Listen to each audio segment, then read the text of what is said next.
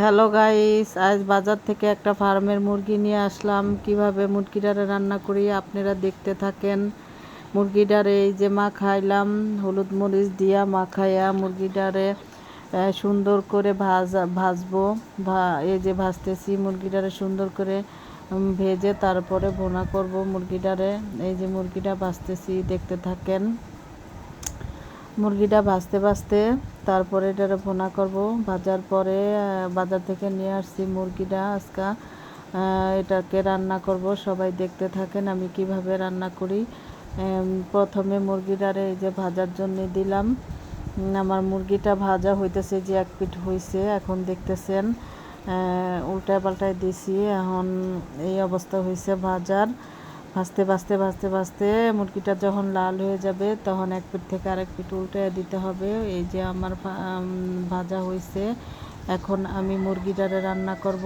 এই যে আমার কড়াইতে আমি তেল দিলাম, তেল দিব। এই যে দেখতে পারতেছেন তেল দিব, আপনারা দেখতে থাকেন। পেঁয়াজ দিছি, পেঁয়াজ দিয়ে এই যে এখন পেঁয়াজগুলারে ভাজা ভাজা করব। এই যে পেঁয়াজগুলারে লাল করে তারপরে দিতেছি হয়েছে গরম মশলা, তেজপাতা, লং, এলাচ সব কিছু দিছি। তারপরে আদা, রসুন, জিরা বাটা, পেঁয়াজ বাটা, রসুন বাটা দেওয়ার পর নাড়াচাড়া করলাম। তারপরে হলুদের গুঁড়া, মরিচের গুঁড়া, তারপরে ধনিয়া, জিরার গুঁড়া, তারপরে মুরগির মাংসের মশলা দিলাম। এগুলার নাড়াচাড়া করে একটু পানি দিব।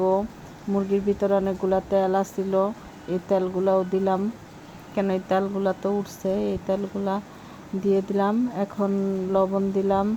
তারপরে মশলাটারে ভালো করে কষাইতে হবে, একটু পানি দিলাম। পানি দিয়ে মশলাটারে কষাইতে হবে। কষায় তারপরে আরও একটু পানি দিতে হবে মশলার ভিতরে। এই যে মশলাটা ভালো মতন কষানো শেষ হয়ে গেছে, এখন আমি মুরগিটা দিলাম।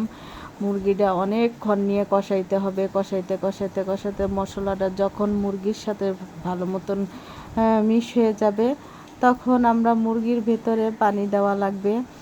দেখতে থাকেন মুরগিটা আমরা কষাইতেছি, এটার লুকটা দেখতে থাকেন কিভাবে আমি মুরগিটারে কষাই।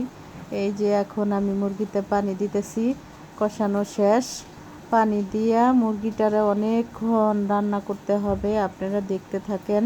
এই যে আমি ঢাকনা দিয়ে দিব, এই যে রান্না করতেছি, আপনারা দেখতে থাকেন। মুরগিটা ঝাল ঝাল করে ভুনা করব। ফার্মের মুরগি ভেজে ঝাল ঝাল করে ভুনা করব। আপনারা যারা না পারেন আমার রান্না দেখে শিখে এগুলা এভাবেই রান্না করে খাবেন। ফার্মের মুরগিটা এভাবে রান্না করলে মজা লাগে, কিন্তু এমনি ডাইরেক্টলি ভুনা করলে ভালো লাগে না, ভাইজা ভুনা করলে ভালো লাগে। এই যে আমি জিরা দিলাম, জিরা দেওয়ার পরে আমার ফাইনাল লুকটা দেখবেন কীরকম হয়েছে রান্নার রেসিপিটা।